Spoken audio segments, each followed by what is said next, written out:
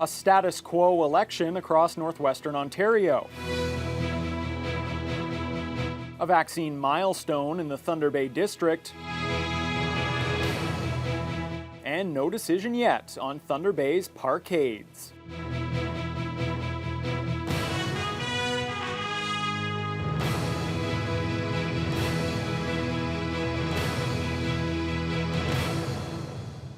Good evening, I'm Ryan Benazzo. Thank you for joining us. The 2021 federal election has come and gone, and things remain virtually the same, with the Trudeau Liberals winning another minority government. Here in the Northwest, the incumbents all retained their seats, but the race of the night was in Thunder Bay-Rainy River, where Liberal incumbent Marcus Powlowski finally surged ahead after trailing to his two main challengers for much of the night. Danielle Bain begins our local election coverage with that story. There's your winner, folks. It was another big win for Marcus Powlowski, winning his second term as MP for the Thunder Bay-Rainy River riding. After a whirlwind night that saw several lead changes, the Liberal incumbent finished with just over 13,000 votes. Conservative Adelina Pecchia and the NDP's Yuc Sam-Wan both finished around 2,000 votes behind Powlowski. The PPC made a strong push to take fourth place, while the Greens lost over 1,000 votes to land in fifth. After the final result became apparent, Powlowski was extremely relieved. I'm happy. I won. I think the final numbers weren't that different. A little closer than last time, but in the end, I think we pulled off a fairly decent win. But it was certainly nerve-wracking. For Pecchia's first time running, she was happy with her close second-place finish, along with the efforts and hard work she and her team put into this campaign. She says it was both a good fight and a really positive experience. And with the next election looming any time due to the minority government, Pecchia is already looking towards running again. Yes, I would. Yeah, at this point, I think so. You know, I've learned so much. Like I said, I know exactly what to do next time. Not that I wasn't prepared this time, but I would be more prepared next time. The NDP's Yuc Sam-Wan also said she's open to running again, and even though she finished with the same third-place result she had in 2019, she felt hope coming out of this election rather than disappointment. We're still strong, we're still there. The support that we received from volunteers, from donors, and right across the region was amazing. It kept me inspired and motivated, my whole team, and I think we really, we showed that there's still hope for change. Although Powlowski was happy with the outcome of this election, he wants a better result next time.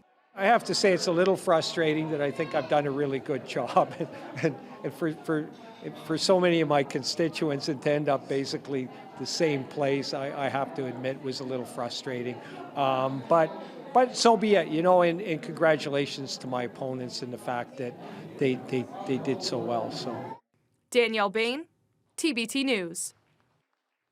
Meanwhile, in Thunder Bay-Superior North, it was a relatively stress-free evening for Patty Hajdu, the Liberal incumbent there, and her cabinet minister raced out to a sizable advantage and didn't look back. She'll now return to the House of Commons for a third term. Kurt Black reports. It was a celebratory atmosphere at the election party for Patty Hajdu as she took home nearly 16,000 votes this time around. That was over 5,000 more than her nearest challenger, NDP candidate Chantelle Bryson. Conservative Joshua Taylor finished close behind Bryson in third. The Green Party dropped nearly 3,000 votes and finished fifth, behind PPC's Rick Daines. Hajdu says the vote results show her that people in the region support the work she's done since 2015. Just a real sense of joy. We had a really good campaign. We felt good out there, and we had great conversations with people at the door, on the phone, and this is just an affirmation that the region wants me to continue to represent them. As for Bryson, she was pleased with her vote total, but despite that, she is unsure whether she'll run again, instead leaning towards continuing her battles against the Liberal Party in the courtroom. We were happy to see our numbers go up from the last two races, and certainly the public reception was wonderful. So we're very proud of that, of what we could do in 6 weeks during the summer of a pandemic. I may just stick to the law, that's what I do. And I will fight Justin Trudeau and Patty Hajdu that way for what they're doing in this riding. Conservative Joshua Taylor was among friends and family at home during election night, and the 28-year-old says he looks forward to learning from this experience to be an even stronger candidate next time around. Yeah, I mean, absolutely. It was a learning experience, and obviously congratulations to Patty if that's how the votes end up coming in when they're all counted. And we'll be back stronger, we'll regroup and do even better next time, so we'll be more formidable going forward. During her election night speech, Hajdu added how thrilled she is to continue serving as an inspiration to the next generation. You know, one of the biggest privileges for me as the first elected member of parliament for this riding, who's a female, is the number of young girls that gasp when I come to their door. And all I see is a future leader. Because God damn it, Jacqueline, we are going to have a female prime minister one day, one way or another. Kurt Black, TBT News. Well, meanwhile, in the Kenora riding, Conservative incumbent Eric Melillo was able to fend off a strong challenge from rookie NDP candidate Janine Seymour, who led for much of the night. Adam Riley was in Kenora to cover that race for us. 1 year and 11 months after being elected for the first time, Conservative Eric Melillo is going back to Ottawa after successfully defending his seat against 4 challengers, including a very strong push from the NDP's Janine Seymour. But in the end, it was Melillo with a resounding 2,800 vote lead, which put him over the top. It's an incredible honor to continue to serve. Our riding continue to work. There's obviously a lot more work to do after only 2 years, so I'm very excited by that opportunity and thankful to all those that put their trust in me. Seymour started the evening with many early polls working in her favor, and for a time it felt like she had Melillo on the ropes. But things slowly turned somber as the night played on. She says she's still trying to reconcile the fact that many of the issues she campaigned on will still be there. We're still not going to have those discussions. So if not now, when? The issues that I was raising were issues that need to be spoken about, and clearly Kenora doesn't want to speak about them. On a national scale, the results put the country back where it was at the beginning of the election with a Liberal minority government. Liberal candidate David Bruno says while the results both locally and nationally aren't exactly what he was hoping for, he believes the country is in good hands going forward. We were looking for a majority so we wouldn't have to negotiate the difficult negotiations that were sometimes counterproductive when it came to the House of Commons. So having said that, yeah, I'm very pleased that it's going to be a Liberal government and we're going to continue on. Melillo says the final seat count and the Liberal minority outcome look eerily similar to 2019 and believes this solidifies the sentiment that this was an unnecessary election. But he plans to continue to keep the government to account and more from the opposition benches. But as well, the other side of that is the working committee, the work sort of behind closed doors to work collaboratively with not just the government but the other opposition parties to advance our region's interests forward. And in a pair of moments rarely seen on election night Monday, both Seymour and Bruno came to the Melillo wrap party to offer their congratulations and reflect on a well-fought campaign. Adam Riley, TBT News. Well, voter turnout at the polls across the Northwest dipped for the second straight election, according to figures released by Elections Canada.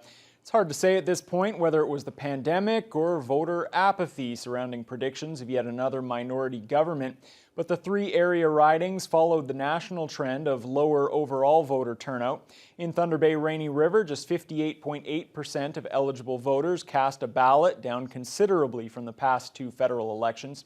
In Thunder Bay-Superior North, the turnout was back to the low levels of a decade ago, following a spike in 2015 and 2019.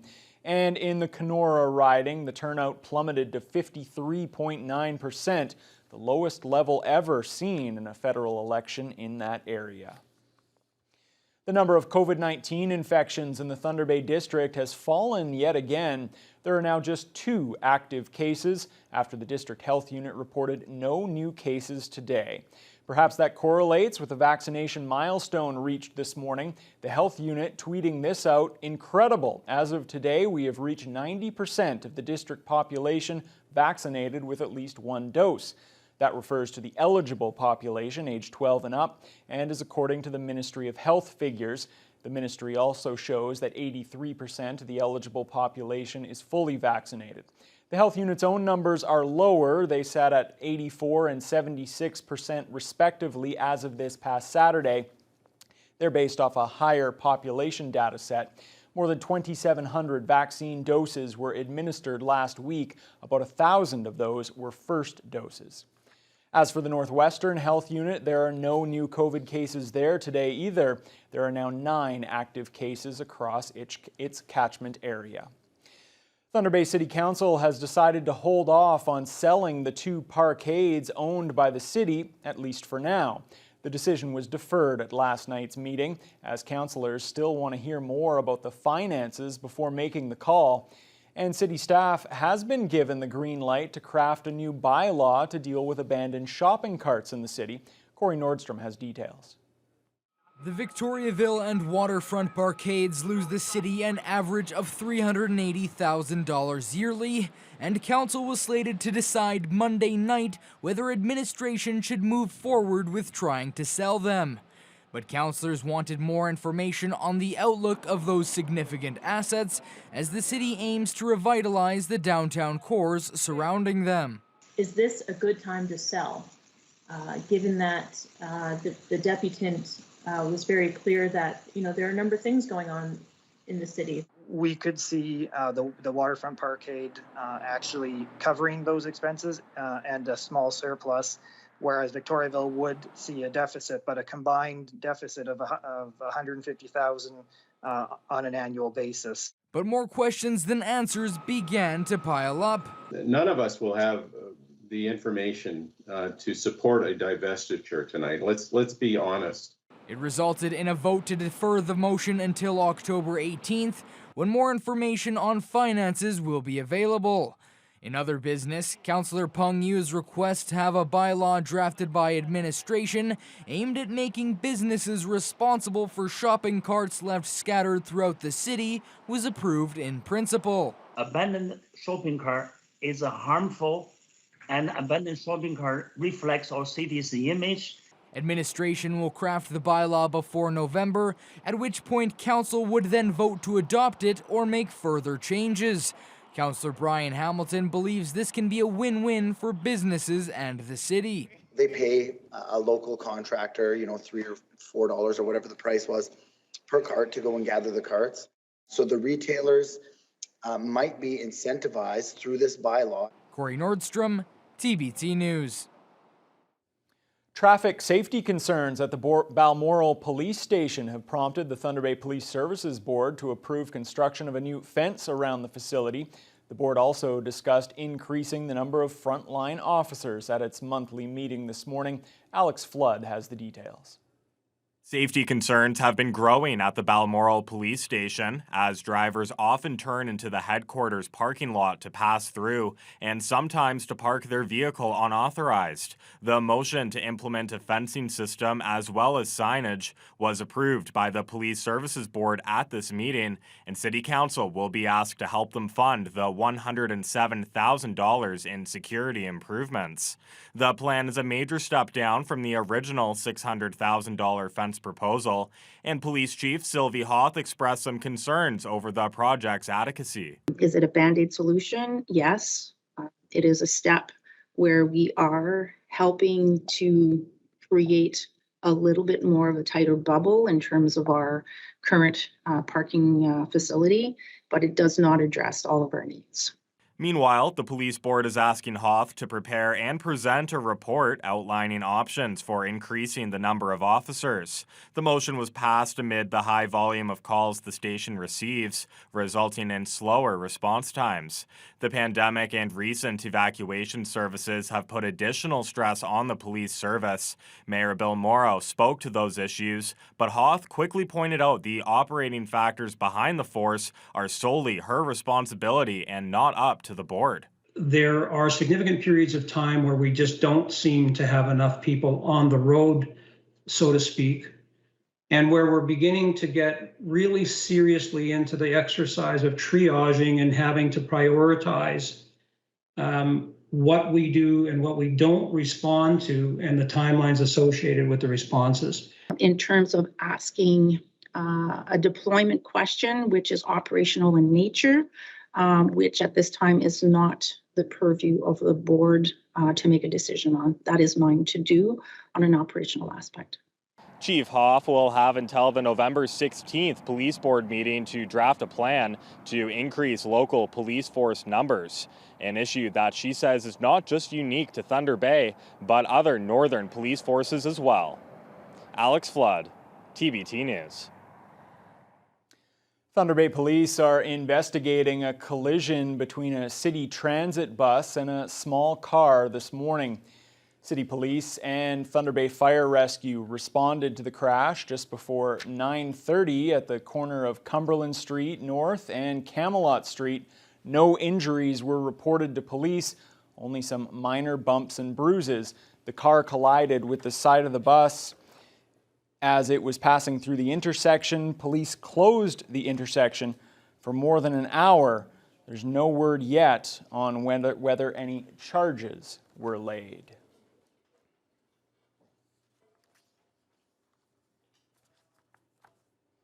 And thankfully, no serious injuries involved. Yeah, it's very nice to see that. No, you don't ever want to see that kind of stuff happen, right, Ryan? For sure. Absolutely. I'm not sure, I don't know if you want to take it away, if you want to go over to the weather, or what would you like to do here, Ryan? Sure, yes. We are experiencing some technical difficulties right now with our weather system. So we are going to take a break, and we will see you again very soon, right after this. Stay with us. You just want to get back to the things you love, not worry about this pandemic.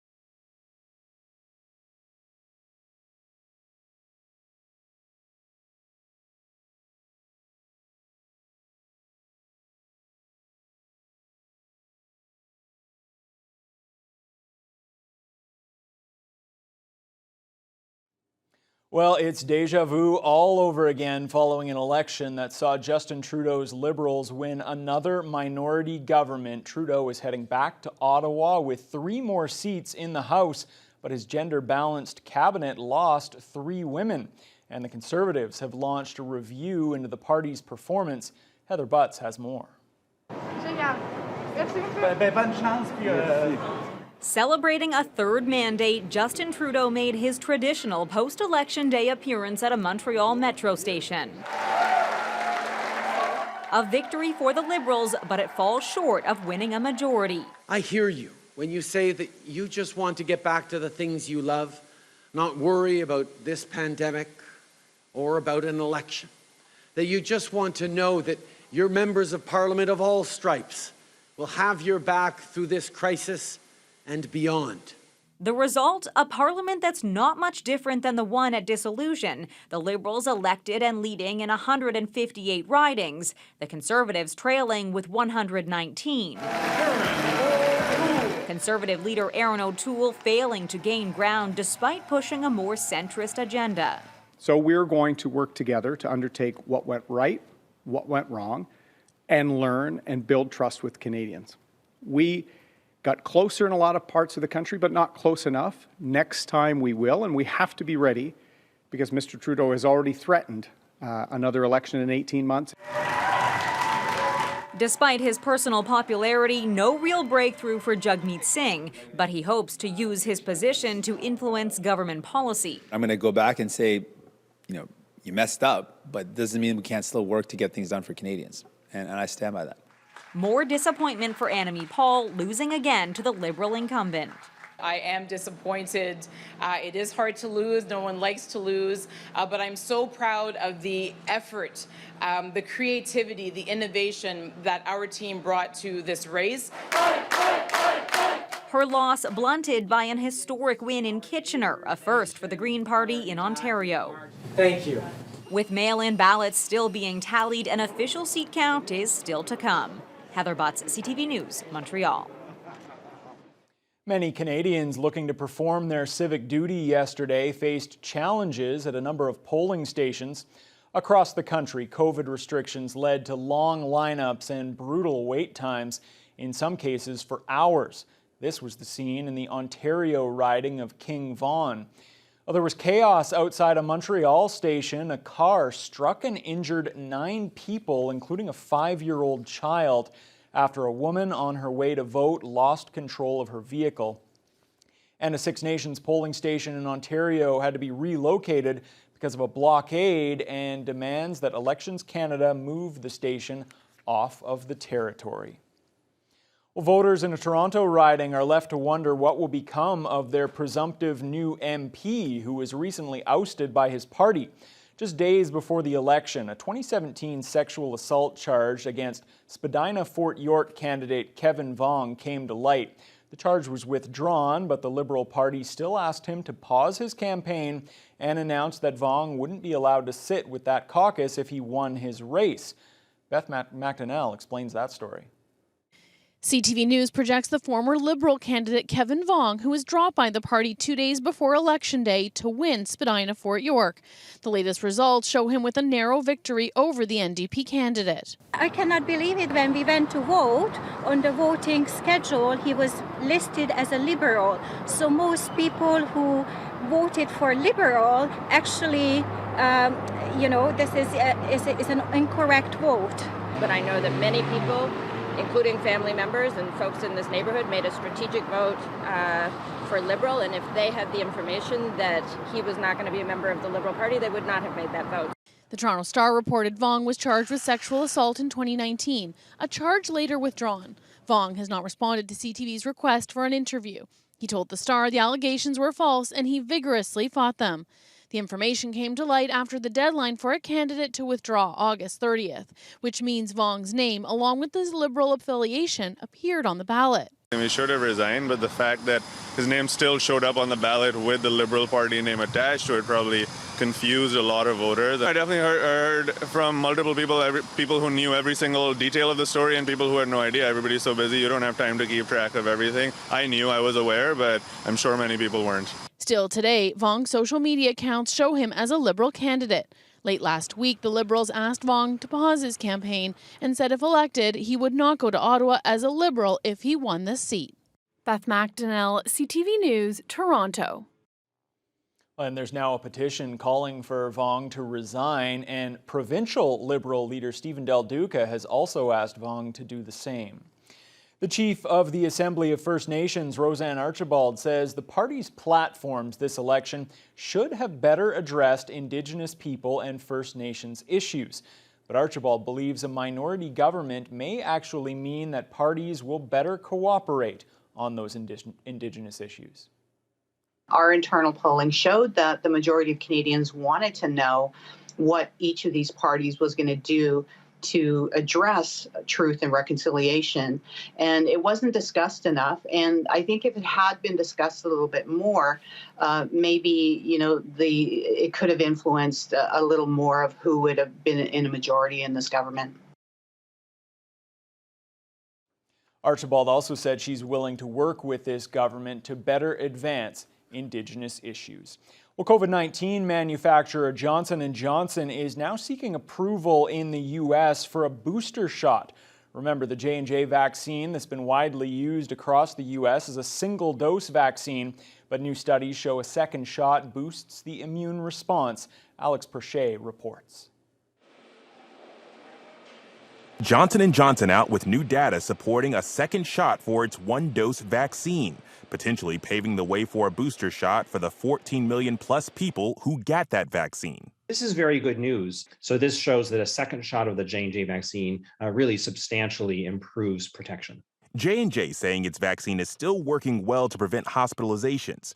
But new data shows that 2 shots given 2 months apart resulted in 94% protection against symptomatic disease, almost identical to peak effectiveness for Moderna and Pfizer. However, earlier data finding that waiting 6 months after the first dose provided even higher antibody levels. These data still need to be reviewed by the regulatory authorities, and the ultimate deployment of J&J boosters remains to be determined. These findings out a day after results released for Pfizer's COVID-19 vaccine trial for 5 to 11-year-olds, finding it safe and effective in those young children. The company testing its vaccine on more than 2,200 children, giving them just a dose 1/3 of what's given to adults. Based on, again, these preliminary results, side effects look good. Less fever, less chills than you see in that 16 to 25-year-old age range. Now that there's a vaccine, there's a little relief. Vaccines for 5 to 11-year-olds may be authorized as soon as the end of October. More than 1 million children infected with COVID in just the last 5 weeks. The overall death toll in the United States now surpassing the 1918 influenza pandemic. And millions of Americans who got the Pfizer vaccine could get booster shots starting at the end of this week if the FDA and CDC sign off on recommending boosters 6 months after a second shot for high-priority groups. Alex Perchet, ABC News, Washington. Well, Canada's main stock exchange regained some ground today after Monday's steep decline.